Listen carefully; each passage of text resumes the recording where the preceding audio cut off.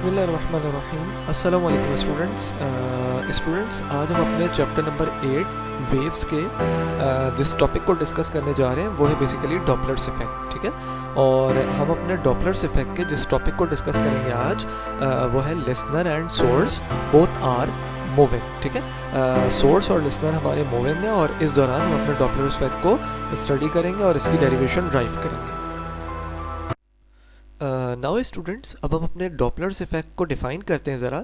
तो सिंपली हम अपने डॉपलर्स इफ़ेक्ट को कुछ इस तरह डिफ़ाइन कर सकते हैं, the apparent change in the frequency of sound due to the relative motion of listener और सोर्स। ठीक है, नाउ स्टूडेंट्स, अगर हम इसको समझें तो बड़ी सिंपल सी एक्सप्लेनेशन है इसकी, ये जो अभी हमने डेफिनेशन की है। यानी हमारा डॉपलर इफेक्ट सिंपली यूँ डिफाइन हो सकता है कि इसको समझाने के लिए मैं आपको ये दो एग्जांपल्स देता हूँ। ठीक है, जैसे कि हमारे पास कोई एक लिसनर है, ठीक है, वो एक स्टेशन पर बैठा हुआ है, ठीक है, और उसकी तरफ एक ट्रेन जो है दूर से मूव करते हुए आ रही है और उसका हॉर्न बज रहा है। ठीक है, अब जैसे जैसे ट्रेन जो है वो करीब आती जाएगी लिसनर के, लिसनर को जो ट्रेन से आने वाली आवाज़ है वो बढ़ती जाएगी। ठीक है, आवाज़ तेज़ होती जाएगी। ठीक है, अब ट्रेन जब बिल्कुल करीब आ जाएगी तो उस वक्त बहुत तेज़ आवाज़ आ रही होगी और हम ये सपोज़ करते हैं कि ट्रेन जो है वो मूव करते हुए आगे चली जाती है, रुकती नहीं है। ठीक है, अब जैसे जैसे ट्रेन आगे जा रही होगी तो हम ये नोट करेंगे कि जो लिसनर होगा उसको जो आवाज़ आ रही होगी वो आवाज़ आहिस्ता आहिस्ता कम होती जाएगी। ठीक है, अच्छा, अब दूसरी एग्जाम्पल कि भाई अगर कोई मोबाइल या कोई एम्बुलेंस जो है वो किसी जगह खड़ी हुई है, ठीक है, एक लिसनर है जो उस मोबाइल या एम्बुलेंस की तरफ जा रहा है। ठीक है, तो लिसनर जैसे जैसे उससे करीब होता जाएगा एम्बुलेंस या मोबाइल से, उसको आवाज़ बढ़ती जाएगी। ठीक है, अब इसी तरीके से जब उसके बिल्कुल करीब पहुंच जाएगा एम्बुलेंस या मोबाइल के लिसनर, तो उसको बहुत तेज़ आवाज़ आ रही होगी। ठीक है, अच्छा, अब लिसनर जो है वो रुकता नहीं है और उस एम्बुलेंस या मोबाइल से दूर चला जाता है। ठीक है, तो जैसे जैसे दूर जा रहा होगा लिसनर को आवाज़ कम होते हुए एक्सपीरियंस होगी, वो आवाज़ आहिस्ता आहिस्ता कम होती जाएगी जैसे जैसे लिसनर उस मोबाइल या एम्बुलेंस से दूर जाता जाएगा। ठीक है, अच्छा, अब यहाँ पे अगर हम एक चीज़ पे गौर करें तो ये जो मोबाइल या एम्बुलेंस है या ये जो ट्रेन है, इसके अंदर जो लोग बैठे हुए होंगे उनको जो हॉर्न सुनाई दे रहा होगा, उनको जो साउंड रिसीव हो रहा होगा मोबाइल या एम्बुलेंस का या ट्रेन के अंदर बैठे हुए लोगों को हॉर्न जो सुन रहे होंगे वो, उसमें कोई चेंज नहीं आएगा। ठीक है, वो बेसिकली किसी चेंज को एक्सपीरियंस नहीं करेंगे, वो एक्चुअल साउंड उन्हें मिल रहा होगा। ठीक है, अच्छा, अब ये जो लिसनर है ये जो आवाज़ का कम होना और ज़्यादा होना एक्सपीरियंस कर रहा है, बेसिकली ये अपीरेंट चेंज कहलाता है। ठीक है, ये अपीरेंट चेंज होगा जो उसको एक्सपीरियंस हो रहा होगा लिसनर को साउंड की फ्रीक्वेंसी में, उसकी मोशन की वजह से या सोर्स की मोशन की वजह से। ठीक है, जो साउंड प्रोड्यूस कर रहा है उसको सोर्स बोलते हैं। ठीक है, नाउ तो इस तरह से इस लिसनर को जो फ्रीक्वेंसी ऑफ साउंड में अपीरेंट चेंज एक्सपीरियंस होगा, ठीक है, इस अपीरेंट चेंज को हम नाम देते हैं डॉपलर्स इफेक्ट का, जो कि लिसनर की मोशन की वजह से या फिर सोर्स की मोशन की वजह से एक्सपीरियंस होता है। अब तीसरी कंडीशन में भाई दोनों ही मूव कर सकते हैं, यानी कि जैसे एक सोर्स है वो किसी मोबाइल की तरफ जा रहा है या एम्बुलेंस की तरफ जा रहा है और एम्बुलेंस भी उसकी तरफ मूव करते हुए आ रही है। ठीक है, तो इस वक्त दोनों मूविंग होंगे, तो दोनों की मोशन की वजह से भी लिसनर को अपीरेंट चेंज जो एक्सपीरियंस होगा साउंड वेव का या साउंड का, उसको बोलेंगे डॉपलर्स इफेक्ट। ठीक है, नाउ स्टूडेंट्स, अब हम अपने डॉपलर्स इफेक्ट के जिस केस को स्टडी कर रहे हैं वो ये है कि हमारा जो सोर्स है और लिसनर है ये दोनों ही मूव कर रहे हैं। ठीक है, तो पहले हम बात करते हैं कि हमारा सोर्स और लिसनर टूवर्ड्स एक दूसरे की तरफ मूव कर रहे हैं और फिर उसके बाद डिस्कस करेंगे अवे। ठीक है, यानी सोर्स और लिसनर एक दूसरे से दूर जा रहे हैं। तो पहले हम टूवर्ड्स की बात करते हैं। तो देखिए सिंपल सी डेरिवेशन है, हमारे पास बेसिक फार्मूला है, देखिए v is equal to F lambda. ठीक है, तो अगर यहाँ से हम f को अरेंज करें तो f is equal to v upon lambda हो जाएगा। नाउ स्टूडेंट्स, अब हमारे पास जो लिसनर है वो भी मूविंग है, ठीक है, ये देख रहे हैं आप, और जो हमारा सोर्स है वो भी मूविंग है। ठीक है, तो इस कंडीशन में जो न्यू फ्रीक्वेंसी हमें मिल रही होगी यानी लिसनर को मिलेगी, उसको हम लिखते हैं एफ एन। ठीक है, और एफ एन यानी न्यू फ्रीक्वेंसी ये इक्वल होगी v prime divided by lambda prime के। ठीक है, नाउ स्टूडेंट्स, अब ये की पॉइंट आप याद रखिए कि जब सोर्स और लिसनर दोनों मूव कर रहे होते हैं। तो जो न्यू फ्रीक्वेंसी होती है वो वेलोसिटी के और वेवलेंथ के दोनों के चेंज होने की वजह से मिलती है, ठीक है। यानी जब सिर्फ लिसनर मूव करता है तो सिर्फ वेलोसिटी की वजह से चेंज आता है, जब सिर्फ सोर्स मूव करता है तो वेवलेंथ की वजह से यानी लैम्डा की वजह से चेंज आता है, और जब दोनों मूव कर रहे होते हैं तो वेलोसिटी भी और लैम्डा भी चेंज हो रहा होता है, ठीक है। तो इसलिए हमने यहाँ पर लिखा है वी प्राइम और लैम्डा प्राइम, यानी दोनों में चेंज आ रहा होगा, ठीक है। तो F N is equal to V prime upon lambda prime, ये हो गई हमारी इक्वेशन नंबर 1।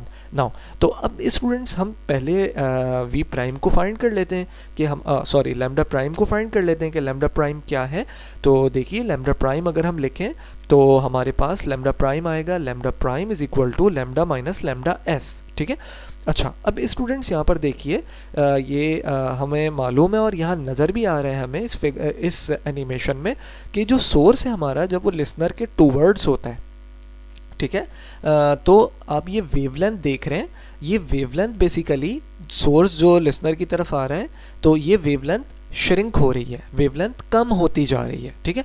तो जब सोर्स टूवर्ड्स होता है तो उस वक्त हमें मालूम है कि वेवलेंथ जो है वो कम हो रही होती है, इसलिए हमने यहाँ पर लिखा है माइनस लैम्डा एस, ठीक है, यानी लैम्डा माइनस लैम्डा एस। अब देखिए लैम्डा हमें मालूम है कि इक्वल होता है v अपॉन एफ के, ठीक है। इस बेसिक फार्मूले से अगर आप लैम्डा को अरेंज करेंगे तो v अपॉन एफ, ठीक है। v यहाँ पर स्पीड ऑफ साउंड है और f फ्रीक्वेंसी है साउंड की, ठीक है। नाउ तो माइनस एज इट इज आ गया और अगेन ये लैम्डा एस की वैल्यू है तो lambda S is equal to V S upon F होगा, ठीक है। तो ये जो वी एस है यहाँ पर ये वेलोसिटी है सोर्स की, ठीक है। तो अगर इस फॉर्मूले को हम मज़ीद अरेंज करें तो लैम्डा प्राइम हमें मिल जाएगा, lambda prime is equal to V minus V S, ये हमने एलसीएम ले लिया यहाँ पर बेसिकली। तो lambda prime is equal to V minus V S divided by F, ठीक है। अब लैम्डा प्राइम आ चुका, अब हम जरा वी प्राइम को फाइंड कर लेते हैं। तो देखिए वी प्राइम हमें कुछ यूँ मिलेगा, V prime is equal to V plus V L. देखिए स्टूडेंट्स सोर्स की तरफ जब लिसनर मूव कर रहा होता है तो लिसनर की वेलोसिटी स्पीड ऑफ साउंड में प्लस हो रही होती है, ठीक है, इसलिए हमने लिखा v प्लस वी एल, ठीक है। नाउ v प्राइम और लैम्डा प्राइम हमें मिल चुके हैं, इन दोनों वैल्यूज को इक्वेशन 1 में पुट कर देते हैं। तो इक्वेशन 1 हमें मिल जाएगी F N is equal to V plus V L divided by v minus V S divided by f, ठीक है। इसको आप f को अरेंज कर लीजिए तो फाइनली फॉर्मूला आ जाएगा F N is equal to v plus V L divided by v minus V S into F. Now students अब ये जो फॉर्मूला आपके पास आ चुका है न्यू फ्रीक्वेंसी का, अगर आप इसमें गौर करें तो देखिए न्यूमिनेटर में वैल्यू प्लस हो रही है, ठीक है, जबकि डिनोमिनेटर में वैल्यू माइनस हो रही है। अब ज़रा इसको यहाँ रियलाइज़ कीजिए, जब लिसनर और सोर्स जब दोनों एक दूसरे की तरफ मूव कर रहे होते हैं तो साउंड में इंक्रीमेंट आ रहा होता है, आवाज़ तेज़ी से बढ़ती है। तो ये फॉर्मूला भी हमें यही बता रहे हैं कि न्यूमिनेटर में एडिशन हो रही है और डिनोमिनेटर में सब्ट्रैक्शन हो रही है, ठीक है, v में से। तो अब देखिए कि आपकी जो न्यू फ्रीक्वेंसी एफ एन होगी वो इंक्रीज़ हो जाएगी, ठीक है। अच्छा अब हम बात करते हैं स्टूडेंट्स अपने दूसरे पार्ट की, यानी जब हमारा लिसनर जो है वो अवे मूव कर रहा है किससे, हमारे सोर्स से, ठीक है। तो जब ये अवे मूव कर रहा होगा तो उस वक्त कंडीशन क्या होगी, देखिए ज़रा स्टूडेंट्स, सिंपल हमारे पास रिलेशन यही होगा v is equal to F lambda new frequency.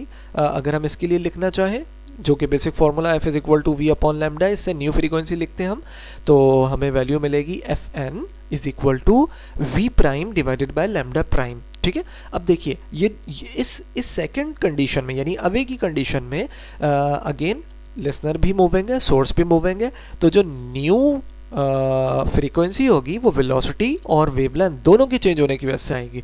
तो हम इसको लिखते हैं वी प्राइम लैम्डा प्राइम, ठीक है, दोनों पे प्राइम है।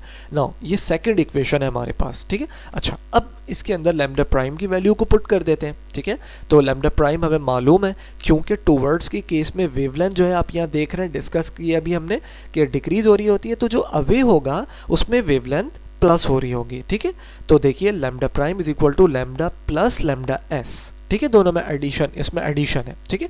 तो अब लैम्डा की वैल्यूज अगर पुट करें तो देखिए लैम्डा इज इक्वल होता है वी अपॉन एफ के और लैम्डा एस इक्वल है वी एस अपॉन एफ, ठीक है। इसका एलसीएम ले लीजिए तो लैम्डा प्राइम मिल जाएगा आपको, lambda prime is equal to V plus V S divided by F, ठीक है।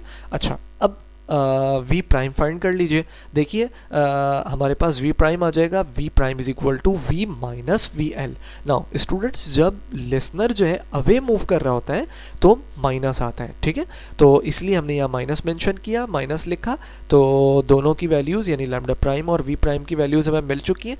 इन दोनों को हम अपनी इक्वेशन नंबर 2 में पुट कर देते हैं, ठीक है। तो देखिए इक्वेशन नंबर 2 हमें मिल जाएगी, F N is equal to V minus V L divided by v plus V S divided by f, ठीक है। अब इसको अरेंज कर लीजिए, तो फाइनली आपको मिलेगा F N is equal to V minus V L divided by v plus V S into F, ठीक है।